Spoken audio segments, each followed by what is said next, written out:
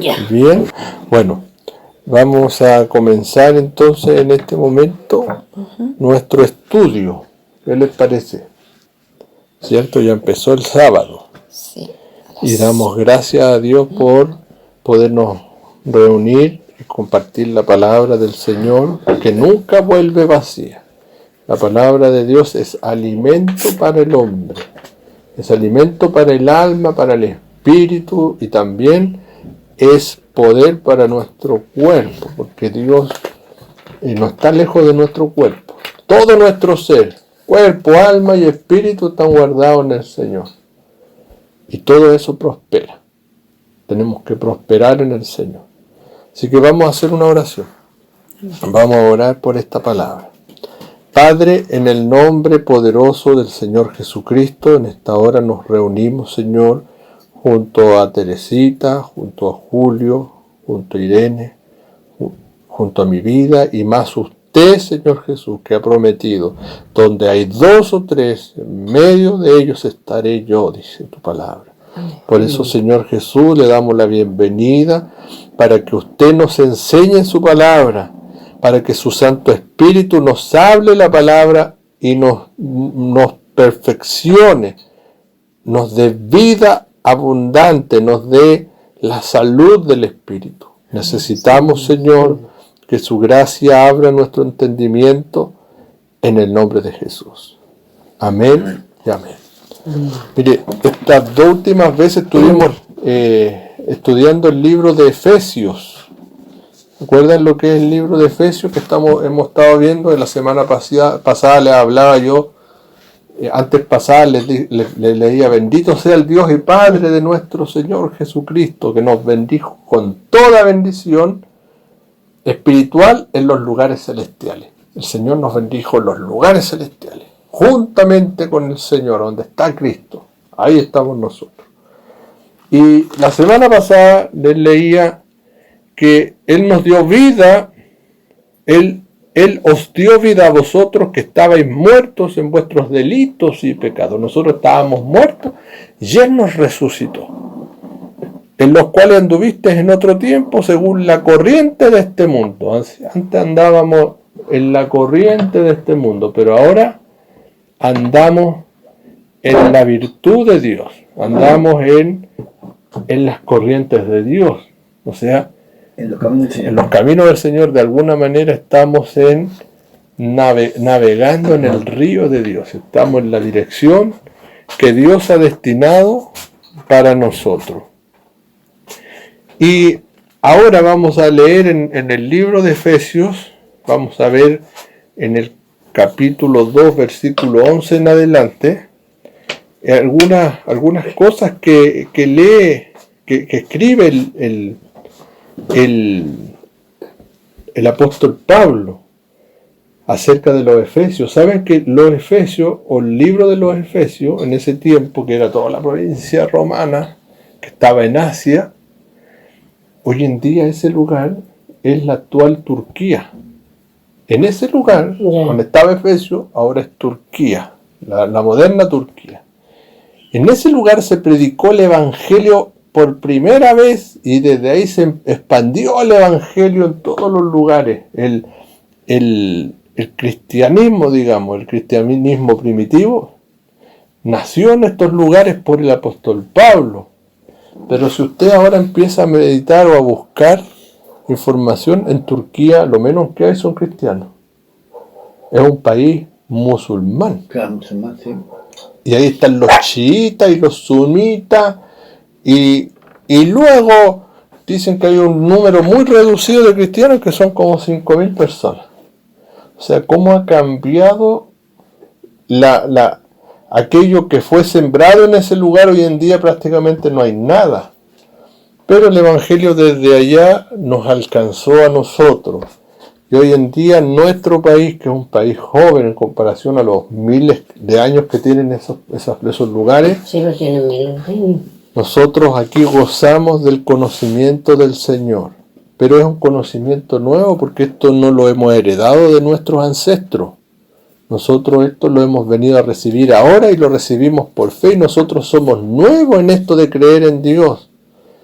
Y esto hace de que este alcance nos haga entrar a nosotros a la familia de Dios por medio de la fe y a ser insertados en estos nutrientes tan profundos que tiene la fe en el Señor Jesucristo. Imagínense que el Señor Jesucristo es de allá de Medio Oriente. Esta fe que abrazamos viene de allá, de esos lugares antiguos, y nos viene a alcanzar a nosotros, y viene el Evangelio como diciendo desde lo último, o sea, desde allá hasta lo último de la tierra, hasta este nuevo mundo que es un lugar donde somos pueblos nuevos nosotros. Nosotros no podemos seguir en el tiempo de dónde vienen nuestros ancestros. Nosotros podemos saber hasta dónde fueron nuestros abuelos y hasta por ahí no sabemos nuestra línea genealógica. Pero bueno, de alguna manera la misericordia de Dios nos ha alcanzado con el mensaje. Entonces, mire, dice, vamos a leer el versículo 11, dice: recordad pues que en otro tiempo vosotros los gentiles en la carne, llamados incircuncisión por la tal llamada circuncisión hecha por mano de la carne, recordad que en ese tiempo estabais separados de Cristo, excluidos de la ciudadanía de Israel, extraños a los pactos de la promesa, sin tener esperanza y sin Dios en el mundo. ¿Qué dice esa versión? El 11 dice: por lo tanto, recuerden el estado en que estaban antes, ustedes, gentiles de nacimiento, llamados los incircuncisos, por aquellos que por una simple operación en la carne son llamados circuncisos. Y el 12 es: en aquel tiempo no tenían Mashiach, estaban apartados de la vida nacional de Israel, extranjeros a los pactos que personificaban la promesa de Yahweh, estaban en este mundo sin esperanza y sin Dios. Nosotros los gentiles estábamos sin esperanza, sin Dios y sin derecho a esta profundidad de la fe, ¿cierto? Hasta nosotros nos llaman gentiles porque nosotros no tenemos la circuncisión en nuestra carne. ¿Qué importancia de la circuncisión? ¿Por qué? Mire, le voy a explicar por qué era la circuncisión. La circuncisión fue un pacto que Dios hizo con Abraham y era una señal en el prepucio del hombre. Sí. ¿Para qué? Para que se fuera cortada esa parte, y era como una forma de santificar al hombre. Era como decir, ya, el hombre va a poder usar solamente su miembro masculino, solamente con su mujer, pero no va a ofrecer su energía viril en fornicar ni en ser un adúltero, sino que va a ser un hombre apartado, santificado para Dios. O sea, la santidad en el pueblo de Israel era muy importante con respecto al núcleo familiar. A Dios le agradó que el hombre tuviera una esposa, que fuera marido de una sola mujer. No que fuera un hombre que anduviera por aquí, metiendo su cosita por aquí y por allá. Y es más, los pueblos de otras naciones tenían por costumbre hacer un culto pagano de sensualidad. Venían unas mujeres que eran sacerdotisas y hacían cultos eróticos en donde ellas seducían a los hombres y se ponían todos a fornicar y hacían aberraciones sexuales, y eso lo ofrecían a sus dioses, o sea, lo ofrecían a los demonios. Entonces el pueblo de Israel llevaba una señal de que eran apartados y eran santos para Dios. Entonces esa circuncisión era una señal del pacto, que Dios había apartado a este pueblo para Dios, para que guardara sus leyes, para que no fuera un pueblo fornicario, para que no fuera un pueblo adúltero. Entonces había una señal ahí en la circuncisión, en el miembro viril, porque era el único pueblo sobre la tierra que tendría este pacto. Era como cuando uno dice, uno tiene, no sé, pues, ovejita o tiene ganado, y dice uno, le voy a poner una marquita a este. La J de Julio. La J de Julio, para que todos sepan que es de julio, Sí. ¿no? Entonces, esa era una marca, y que por Dios dijo que se tenía que hacer a todas las generaciones de la descendencia, como señal del pacto. Sí, pues ahora lo hacen, pero muy poca gente hacen eso. Bueno, los que son judíos lo siguen haciendo, pero mire, nosotros que hemos llegado al conocimiento del Señor, no somos llamados a tener esa marca si es que no somos de ese pueblo, del pueblo específico de Israel que guarda esas costumbres. Pero lo que nosotros tenemos que guardar, y tenemos que ser circuncidados de corazón. ¿Sabe por qué? Porque para Dios no es tan importante llevar la marca abajo, sino que para Dios es importante que llevemos la marca en el corazón. Por eso que Jesús dijo que un hombre adultera a veces solamente mirando a una mujer. Si la codició con sus ojos, la codició en su corazón, ya pecó. Entonces, dándoles a entender que la circuncisión no les daba un poder espiritual. La circuncisión era una marca en la carne. Pero lo que nosotros tenemos que tener es un corazón limpio, mantenernos limpios y puros para Dios. Por eso que era tan importante eso. Entonces aquí le dice, recordad que en ese tiempo estabais separados de Cristo, excluidos de la ciudadanía de Israel, porque mire, aquellos que no tenían esa marca de la circuncisión se llamaban incircuncisos. Ya. O sea, no podía participar de las fiestas del pueblo de Israel, no podía tomar decisiones, no podía ir a la guerra, no podía entrar a la oración. Era un incircunciso, era un gentil, o sea, estaba fuera de las promesas de este pueblo. Era como que yo no era parte de guardar el pacto, era como no era parte de la asamblea. Entonces habían varios requisitos para ser un judío o un hebreo en ese tiempo, porque cuando Dios dio esta orden no se la dio solo a los judíos, se la dio a todos los descendientes de Abraham.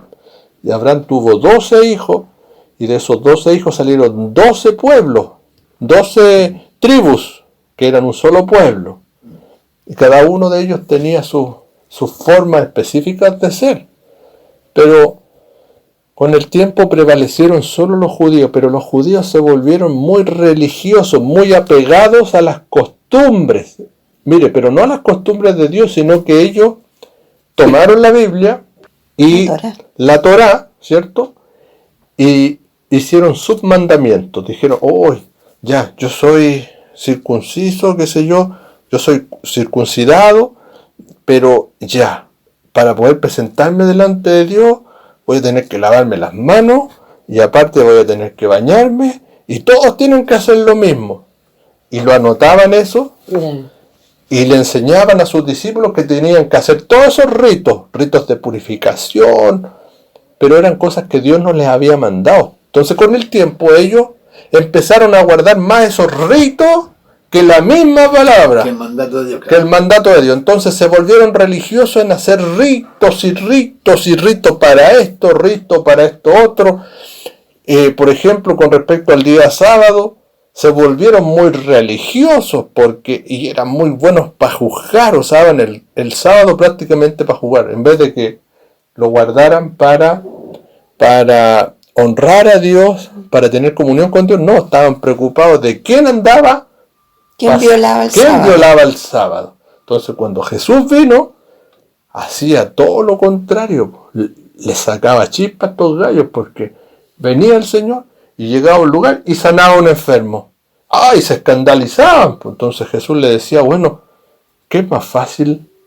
¿Decirle a esta persona, toma tu lecho y anda? ¿O decirle, tus pecados te son perdonados? Y les ardía, porque supuestamente nadie podía perdonar pecados sino Dios. ¿Y por qué Jesús estaba perdonando, dando perdón a la gente? ¿Y por qué Jesús sanaba a la gente en día sábado? En un momento Jesús les dice, yo soy el Señor del sábado. Y dijo, el hombre no fue hecho por causa del sábado, sino que el sábado fue hecho. ¿Fue así o no? Sí. ¿Por causa del hombre? No, o fue el hombre que ya no me recuerdo, pero la cosa es que no era más importante el día que el hombre, sino que el sábado fue hecho para Dios. porque Dios descansó en el día sábado. De todo el trabajo que Él hizo, Él descansó. Y lo bendijo. Y Dios bendijo ese día y se lo dio al hombre para que descansara, porque si Dios descansó, quería que el hombre al descansar se recordara del descanso que él tuvo, ¿me entiende? Y Dios dijo que el sábado sería un día bendito para siempre. Mire, en esa parte yo voy a hacer un comentario. Sí. No me acuerdo si ayer o anteayer vi en Facebook yo, y están criticando al Papa, que quiere cambiar el día sábado por el día domingo. Ya lo está haciendo. Por ley, claro, por ley. Claro. Y dice, ¿quién le da esa autoridad si él no es Dios? El Papa no es un Dios. Claro. Y la ley dice que el día sábado es el día del Señor, el día sábado es el día sagrado, Claro. no el día domingo. ¿Y con qué facultad lo van a cambiar? Mire, ¿con qué facultad lo van a cambiar? Con la facultad que ya lo cambiaron, pues. Si la mayoría de nosotros llevamos años y años y años teniendo el domingo como un día de descanso, cuando nuestro día de descanso tendría que ser el sábado, y eso lo instauró Roma. Ya. Entonces ahora abiertamente quieren hacer desaparecer el sábado. Si usted, mire, toma una Biblia católica, se va a dar cuenta que no aparece el día sábado en los 10 mandamientos ahí. Aparece como que cambiaron los mandamientos donde habla del día sábado, como que lo traspasaron. Y hay unas triquiñuelas que nos metió la Iglesia Católica a todo el mundo. Si hoy día abrir los ojos y poder darnos cuenta de esto es gran cosa, pero por tiempo, ¿qué quiere leer Aquí usted? está lo que tú preguntabas. Sí, diga. Dice, entonces dijo a ellos, el Shabbat fue hecho para la humanidad, no la humanidad para el Shabbat. O sea, tradúzcame el Shabbat. El Shabbat el día sábado. Ya, entonces léalo como el día sábado. El sábado fue hecho para la humanidad, no la humanidad para el sábado. ¿Ve? El sábado fue hecho para el hombre Y no y el no hombre, el hombre para el sábado. O sea, quiere decir que el sábado no lo deberíamos tomar así nosotros tan... A la ligera. No como tan religiosamente, como, ay, no podemos hacer nada, no. Como lo hace el judío.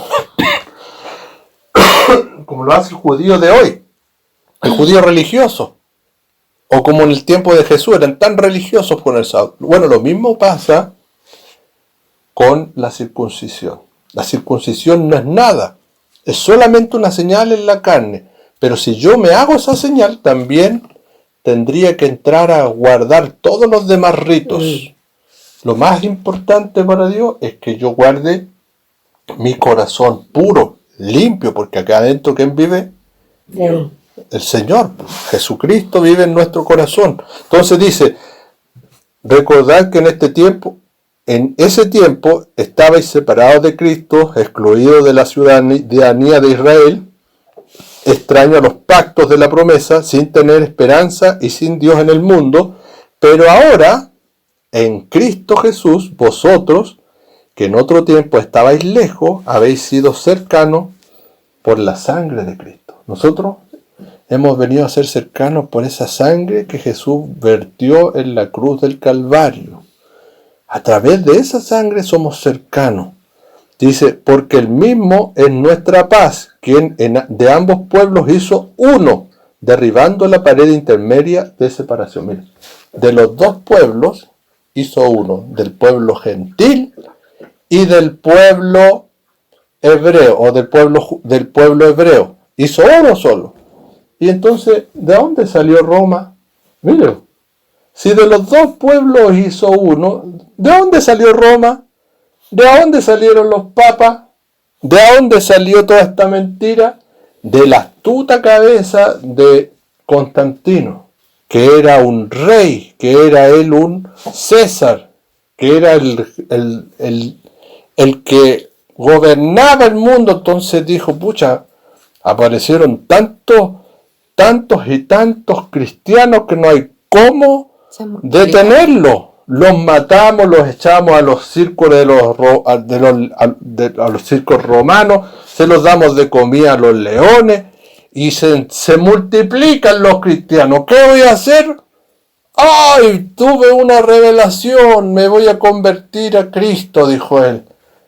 Y según él, recibió una revelación y formó una institución sobre la tierra a la que le llamó iglesia. Y luego los teólogos que tenía a disposición manipularon todo para decir que entonces ellos sacarían un canon bíblico que nos entregarían a nosotros lo que era de Dios y lo que no era de Dios, y luego instituyeron este imperio en algo más grandioso, en algo que manipulaba las conciencias, que manipulaba las mentes de los hombres, porque involucraron en medio a Dios, pues. Entonces empezaron a perseguir a los cristianos que no obedecían al Papa. Entonces de ahí ellos dijeron, bueno, ¿cómo le podemos dar el poder a nuestro gobernante espiritual? Entonces dicen ellos, ¿cómo le damos autoridad al Papa? Y vienen entonces, leen que Pedro era importantísimo como discípulo, y entonces ellos vienen y dicen, él es el sucesor de Pedro. Y Pedro, como él era el primer pastor de Roma, que estaba ahí en Jerusalén, entonces vamos a decir que él era el primer obispo y ahora nuestro sucesor es el Papa, ¿cierto? Y hacen toda una mezcolanza ahí y le dan un poder como que él ahora es el sucesor, Dios, como Dios, claro. El sucesor de Pedro, el sumo pontífice, el que habla con Dios y con los hombres, y le dan un poder tan grande a este hombre en la antigüedad que va por todos los siglos de los papados, van matando y matando y matando a millones y millones y millones de personas en el mundo, millares de inocentes, con una religión falsa que ellos crearon. Y con el tiempo ellos vinieron y pescaron el sábado y lo cambiaron por el domingo.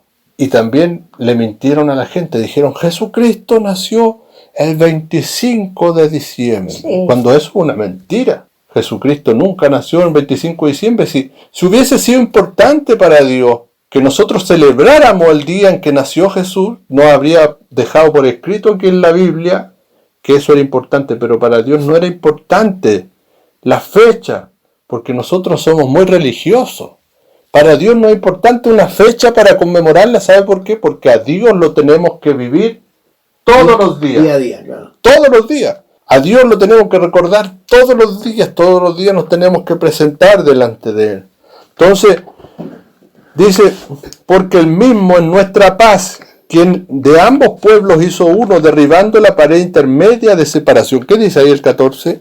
Porque Él mismo en nuestra paz, Él nos ha hecho a ambos pueblos uno y ha derrumbado la pared que nos dividía. Aboliendo en su carne las enemistades de la ley de los mandamientos expresados en ordenanzas para crear en sí mismo de los dos un nuevo hombre, estableciendo así la paz. ¿Qué dice ahí? Destruyendo en su propio cuerpo la enemistad ocasionada por la Torá con sus mandamientos, manifestada en la forma de dogmas. Él hizo esto para crear en unión con el mismo de los dos, un hombre renovado y entonces hacer paz. Mire, nosotros somos renovados en la fe porque en el tiempo en que Jesucristo vino y instituyó sus apóstoles, habían unos apóstoles especiales que Dios los siguió mandando a los judíos, que fue el apóstol Pedro, el apóstol Juan. Todos ellos estuvieron ahí en Jerusalén enseñando, y ahí se convirtieron muchos judíos al evangelio. Pero en ese tiempo Dios le llamó al apóstol Pablo para que llevara este conocimiento al pueblo gentil, a los que no pertenecían a Israel o a los que no pertenecían a los judíos ni a las formas judías. Entonces el apóstol Pablo empezó a ir a Asia y empezó a predicar el evangelio, y todos aquellos que oían el mensaje se entregaban al Señor y venían a ser parte de la familia de Dios, como hemos sido nosotros. A nosotros nos alcanzó así el mensaje. Y hoy en día somos parte de esta promesa y de esta familia. Entonces dice, para reconciliar con Dios a los dos en un cuerpo por medio de la cruz, habiendo dado muerte en ella a la enemistad, y vino y anunció paz a vosotros que estabais lejos y paz a los que estabais cerca, porque por medio de él los unos y los otros tenemos nuestra entrada al Padre en un mismo espíritu. Miren, el Espíritu Santo que recibieron los apóstoles allá es el mismo Espíritu Santo que recibimos nosotros aquí, el Espíritu de Dios. Así pues, ya no sois extranjeros ni advenedizos, sino que sois conciudadanos de los santos y sois de la familia de Dios. ¿Qué dice ahí? ¿Cuál es el 19? 19. Así que entonces ya no son extranjeros ni desconocidos. Por el contrario, ustedes son conciudadanos con el pueblo de Jehová y miembros de la misma familia de Jehová. Somos miembros, nosotros somos miembros del pueblo de Dios. ¿Sabe por qué? Por las promesas de Abraham. Cuando Dios llamó a Abraham, Abraham no tenía ningún pueblo. Él vino a ser el padre de ese pueblo. Pero cuando él creyó, creyó por fe. ¿Y nosotros por qué hemos creído en el Evangelio? Por fe. fe. No es por herencia. No. No es por una cosa de la carne ni por una muestra que tenemos en la carne, sino que es por fe en el Hijo de Dios, en que su sangre nos compró y que somos redimidos, que Él nos dio vida a nosotros, que estábamos muertos en nuestros pecados y que andábamos a veces, en otro tiempo anduvimos en otra corriente, pero ahora venimos a la corriente de Dios, a la corriente del Espíritu. Y eso hace toda la diferencia. Dice, sois familia de Dios, edificados sobre el fundamento de los apóstoles y profetas, siendo Cristo Jesús mismo la piedra angular, en quien todo el edificio bien ajustado va creciendo para ser un templo santo en el Señor. ¿Qué dice el 20 y el 21? Ustedes han edificado sobre el fundamento de los emisarios y los profetas, con la piedra angular, siendo esta Yeshua HaMashiach mismo. En unión con él, el edificio completo crece hacia el lugar santo de morada de Jehová. ¿Ve? Nosotros entonces, ¿qué somos? Nosotros somos un ladrillo de este edificio en donde Jesucristo es la piedra de fundamento y donde se ha edificado bajo los que fueron enviados por Dios, que fueron los apóstoles de Dios.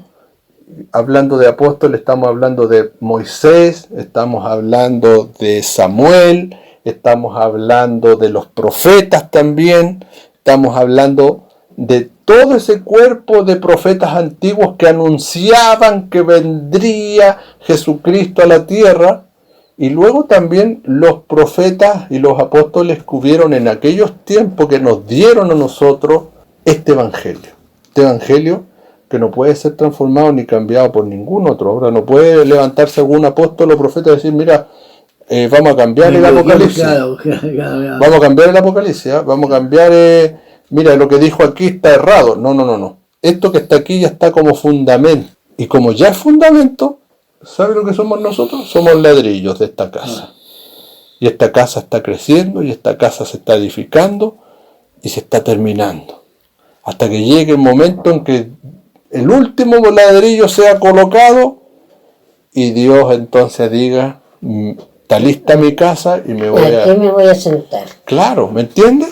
Entonces, todo esto es figurativo de lo que Dios está haciendo. O sea, Jesucristo es la piedra de fundamento, es la piedra angular, ¿cierto? El fundamento lo colocan los apóstoles y los profetas de Dios que están en la Torá, en la Biblia, y nosotros seríamos los ladrillos de esta edificación. Sí. Entonces dice, en quien también vosotros sois juntamente edificados para morada de Dios en el Espíritu. Nosotros somos edificados, ¿para qué? Para que more Dios en su Espíritu. Qué bonito. Por esta causa yo, Pablo, prisionero de Cristo Jesús, por amor de vosotros, los gentiles, si en verdad habéis oído de la dispensación de la gracia de Dios que me fue dada para vosotros, que por revelación me fue dado a conocer el misterio, tal como antes os escribí brevemente, en vista a lo cual leyendo podréis comprender mi discernimiento del misterio de Cristo, que en otras generaciones no se dio a conocer a los hijos de los hombres, como ahora ha sido revelado a sus santos apóstoles y profetas por el Espíritu. Pablo tiene una revelación. Él tiene una nueva revelación en ese tiempo de que el Evangelio tiene que ser llevado ahora fuera de Israel para alcanzar a los demás pueblos, y todos los que escuchen este mensaje alcancen salvación y vengan a ser parte de la familia de Dios. Eso es lo que recibió el apóstol Pablo. Por eso que no es menor. El apóstol Pablo, por causa de él, es que el Evangelio llegó a nosotros. Si no, en este momento estaríamos sin Dios y sin ley, estaríamos bajo el engaño de los dioses lugareños, los dioses lugareños. Pero nos alcanzó la verdadera luz del Evangelio. ¿Para qué? Para que esta gracia sobreabunde en nosotros. Mire, aquí habla de la dispensación de la gracia. La dispensación de la gracia es decir, la administración o mayordomía de la gracia. A Pablo le fue encomendado como ministro de Dios proclamar la gracia que unía a los judíos y a los gentiles en un solo cuerpo. Pablo es el que entendió esto, que los gentiles y que los hebreos, o los judíos en este caso, eran un solo cuerpo. No existe para Dios el pueblo de Israel allá y nosotros la iglesia acá. No existe, porque Dios es el mismo. Sí, pues. Dios no cambia, Dios no muda. Para Dios somos un solo cuerpo, un solo pueblo. Para Dios no existe una iglesia y un pueblo. Las dos cosas son lo mismo. ¿Se acuerdan la semana pasada que yo les hablaba lo que significaba eclesía? O iglesia significa el pueblo de Claro. Dios, la congregación de Dios. Y eso somos nosotros, una sola congregación. O sea, nuestra congregación viene desde Abraham. Nuestra congregación viene desde Abraham. Y si nosotros venimos desde allá, heredamos de ellos nuestras promesas a través de la fe. Eso es lo que hemos recibido de parte del Señor. Entonces, Va en el 6. en el 6. Dice, a saber que los gentiles son coherederos y miembros del mismo cuerpo, participando igualmente de la promesa en Cristo Jesús mediante el Evangelio. Somos coherederos. Coherederos. Usted ha tenido alguna herencia, ¿cierto? Sabe lo que es una herencia. La herencia es que me dejaron algo que yo recibí. Nosotros somos coherederos. Del cual fui hecho ministro conforme al don de la gracia de Dios que me ha sido concedido según la eficacia de su poder.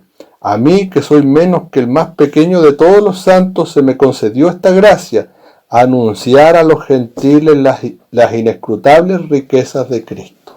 Mire, si no es menor, Pablo la semana pasada, lo que leíamos, Pablo, al recibir este don, nos enseña que nosotros somos herederos de la vida eterna y que nosotros estamos allá sentados juntamente con Cristo y que después que pase el cielo y la tierra nosotros vamos a estar en la nueva Jerusalén junto a nuestro Dios. Mire qué maravilloso. Si no es menor lo que Pablo recibió, por causa que Pablo recibió este don y este llamado, nosotros tenemos entrada al conocimiento de pertenecer a las promesas de Dios y al pueblo de Dios que Dios tiene.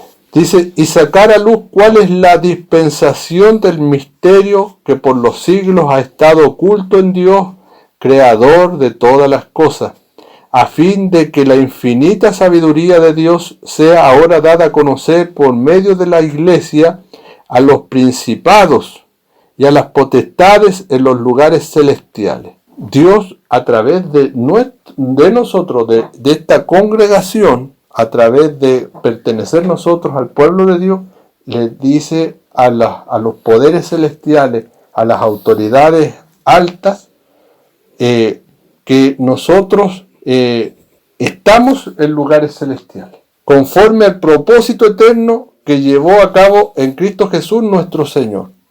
O sea, a través de lo que Jesucristo hizo en la cruz del Calvario, nosotros hemos sido injertados en esta promesa y hoy día estamos resguardados por el Señor y estamos en lugares celestiales. en quien tenemos libertad y acceso a Dios con confianza por medio de la fe en Él. Todo es a través de nuestra fe. Por fe somos salvos, por medio de la fe. Ruego, por tanto, que no desmayéis a causa de mis tribulaciones por vosotros, porque son nuestra gloria. ¿Qué dice ahí? El 11. El 13. Así pues les pido que no se desalienten por las tribulaciones que soporto en nombre de ustedes. Es todo por la gloria de ustedes. ¿Ves? Pablo, estando preso, privado de su libertad, él soportaba todo esto. ¿Por qué? Para que la iglesia madurara, para que la gente supiera qué lugar tenía en Cristo. Nosotros tenemos un lugar en el Señor.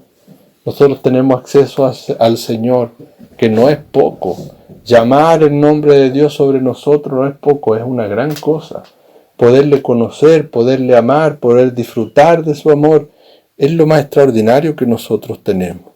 Dice, por esta causa pues doblo mis rodillas ante el Padre de nuestro Señor Jesucristo, de a quien recibe nombre toda familia en el cielo y en la tierra, que os conceda conforme a las riquezas de su gloria ser fortalecidos con el poder de su Espíritu en el hombre interior, que seamos fortalecidos interiormente en esa criatura que se tiene que formar en nosotros, la nueva criatura, el hombre o el hombre interior, nuevo. Claro, de manera que Cristo more por la fe en vuestros corazones. Cristo tiene que morar en nuestros corazones, y que arraigados y cimentados en amor, seáis capaces de comprender con todos los santos cuál es la anchura, la longitud, la altura y la profundidad, y de conocer el amor de Cristo. Tenemos que conocer entonces la altura, la anchura y la profundidad. O sea, tenemos que saber cómo movernos en esta tercera dimensión. Esto que estamos viviendo acá es una tercera dimensión. Aquí donde nosotros caminamos, donde nosotros sentimos, donde nos da dolor, donde tenemos rabia, donde nos da tristeza. Aquí es donde nosotros tenemos que vivir a Cristo, la tercera dimensión, porque la cuarta dimensión es el mundo de los espíritus. Nosotros estamos en la tercera dimensión. Entonces dice, para que sepáis, dice, seáis capaces de comprender con todos los santos cuál es la anchura, la longitud y la altura y la profundidad, y de conocer el amor de Cristo que sobrepasa el conocimiento, para que seáis llenos hasta la medida de toda la plenitud de Dios. ¿Qué dice ahí, nene, del 17 en adelante? Tan bonita esta palabra. Sí. Para que por medio de la confianza de ustedes el Mesías habite en sus corazones. También oro que ustedes sean enraizados y cimentados en amor, para que con todo el pueblo de Yahweh sean dados el poder para comprender la anchura, la longitud, la altura y la profundidad del amor del Mesías. Si conocerlo aún cuando sobrepasa todo entendimiento, para que sean llenos con toda plenitud de Yahweh. Ahora, Él, por su poder, obrando en nosotros, puede hacer mucho más abundantemente de lo que podamos pedir o imaginar. Pero, se fija, aquí en la tercera dimensión, en lo que se refiere a la altura, a la longitud y a la profundidad, tenemos que experimentar el amor de Dios. Aquí. Tenemos que experimentar su amor. Tenemos que ser fuertes en todo lo que nos pase y tener fe en Él. Pues. Sí, por ejemplo, lo que estamos viviendo hoy día. Como yo le decía que yo tenía miedo, tengo que fortalecer mi fe en Él y no el miedo que yo tengo. Exactamente. Usted aquí, en estos tiempos difíciles, usted tiene que experimentar el amor de Dios. Sí. Confiar en Él. Esperar en Él, echar fuera el temor, échelo fuera de usted. Dígale, Señor, yo confío en Él. Y practicar esa fe, tener paciencia con una persona que está aquí al lado mío, ¿cierto? Tiene que demostrarle amor, a veces a lo mejor darle unos besos de vez en cuando, hacerle más cariño, abrazar a su viejo, porque de esas cosas Dios se agrada. A esta mujer, pregúntale cuántas veces la abrazo yo en el día. Fíjese que yo en esta parte quiero hacer un comentario sobre lo mismo. Yo siempre he pensado que la Iglesia Católica en sí, cuando Colón descubrió América, le hacían entrar la Biblia a los indios, me refiero a toda América, no solamente a Chile, sino hablaban ni el castellano. a métale palo, lance y los mataban, po, porque según ellos eran herejes, o que eran pecadores, y se los piteaban, po, y las piras ni hablaban el idioma de ellos. Po. Es que ellos nunca trajeron el evangelio. Por eso le digo. Claro, ellos lo que trajeron fue un imperio disfrazado de cosas de Dios, pero Dios nunca estuvo con ellos. No. Pero siempre hubo más de alguno que sí entendió lo que estaba en la Biblia, y a esos mismos los mataban y después los llamaban de santos. Sí, pues así hizo la Iglesia Católica. Había gente buena dentro de ellos que le decía, esto está mal, ustedes están haciendo, y los venían y los mataban, y después los nombraban de santos. Por eso que varios de ellos se llenaron de santos, porque mataron a los que eran buenos dentro de ellos mismos. Entonces, yo no puedo meter a todos los católicos al mismo saco. Dentro de los católicos hay gente que a lo mejor va a misa, pero no concuerdan con lo que pasa adentro, pero por alguna razón no se han salido. Pero aman a Dios, lo respetan, son gente de buen corazón, gente que ama a su prójimo. Jesús está en ellos, ¿me entiendes? Pero hay otros que no, porque visten de sotana y violan niños. Dicen una cosa y hacen otra. Esos tipos están perdidos, muertos en delitos y en pecados. Tienen plata y con la pandemia no tienen ni un peso. Entonces, Fíjate que salió, eso me impactó mucho a mí, salió hace poquito en la noticia, que el Vaticano ahora, en esta fecha de ahora, ha gastado más de 100 millones o 100.000, no sé cuánto, una cantidad estratosférica de plata, en defender a los pedófilos de todo el mundo. sí, pues. De los curas. Sí. Es que por eso le Y digo, no han dado un peso a la gente de esta ciudad, ninguno. No se han pronunciado. defendido sin los juicios. mire, dentro de la Iglesia Católica hay gente de muy buen corazón que son manipulados. Sí. Y dentro de la Iglesia Evangélica también hay muchos que están muy manipulados. Hay muchos que esto que yo hablo no les gusta. Esto que yo hablo no les gusta. No se borró. A mí me han echado de algunos lugares por hablar estas cosas. Porque ¿sabe qué? Ninguno de nosotros tiene la verdad absoluta si es que no anda en amor. Ya. Si no hay amor en nosotros, no hay nada.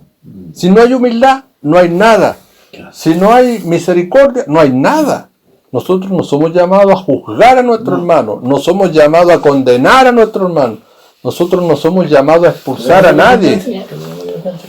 Entonces, para terminar, dice el versículo 20, y aquel que es poderoso para hacer todo, mucho más abundantemente de lo que pedimos o entendemos, según su poder que obra en nosotros, a Él sea la gloria en la Iglesia y en Cristo Jesús por todas las generaciones, por los siglos de los siglos.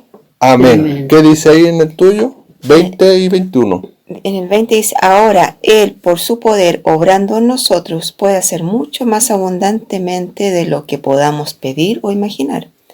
Para Él sea la gloria en la Iglesia y en Jesucristo, de generación en generación, para siempre. Amén. Amén. Que entonces dice, a Él sea la gloria en la congregación, en el pueblo. Cambiemos la frase de iglesia por pueblo o congregación, porque iglesia somos nosotros. Usted es iglesia, nosotros. Que se haga en nosotros, en nosotros como pueblo, como herederos de estas promesas, como partes de esta familia de Dios. Somos una familia de Dios en el Espíritu. Somos ladrillos de este edificio, ¿cierto? Somos pequeños ladrillitos ahí que va el Señor poniendo morada de Dios en el Espíritu. Eso somos. En usted mora el Espíritu Santo, en usted también, en Irene, en mí. Y eso hace todo tan maravilloso. Entonces, nosotros debemos de despojarnos de la religiosidad, de las cosas que eran de este mundo. Nosotros andábamos a veces en la corriente de este mundo, pero ahora no andamos. Nuestras promesas no están aquí en la tierra, están allá en esa nueva Jerusalén. Allá donde estará el Mesías, a donde Él será la luz, allí estaremos nosotros. ¿Bien? Esta es la palabra del Señor. Amén. Vamos a orar al Padre Eterno, a dar gracias por su palabra. Oremos. Ya. ¿Quiere guiarnos la oración? Bueno, amado Padre Santo, damos gracias por esta palabra que tú nos has dado en esta noche. donde aprendemos tu amor que es incomparable y que para nosotros nos inunda, Señor, nuestro Sí, entendimiento. Señor. Muchas gracias. Y por nos tu amor. asombra, Señor, tanto conocimiento para nuestras vidas. Gracias por su amor. Ayúdanos a comprender Para este usted toda amor la tuyo gloria, para Señor. nosotros, Usted lo hace. que no se compara con ningún otro. No Sí, tiene Señor. par, Señor. Amén. Gracias te damos por tu palabra, Amén, porque ella nos enseña a conocerte, a saber de ti. Amén, Señor. Y para pasar tiempo contigo es necesario leer lo que tú has dejado para Amén, nosotros. Gracias, Señor, bajo Jesucristo, nuestro amado Salvador. Amén. Amén.